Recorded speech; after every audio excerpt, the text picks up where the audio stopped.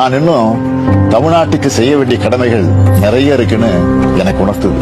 நீ புடுங்க வரைக்கும் போதும், கிளம்பி வா.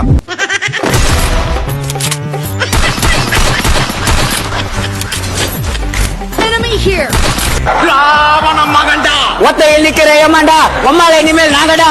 தனனா நனனா.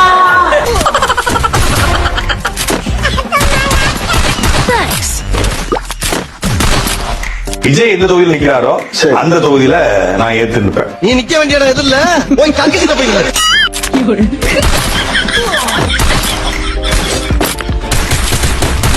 என்னை ஒருபோது இந்த மக்கள் தலைவராக பார்க்க மாட்டார்கள், ஏற்க மாட்டார்கள். ஏன்? நீ ஒரு டுபாக்கூரு.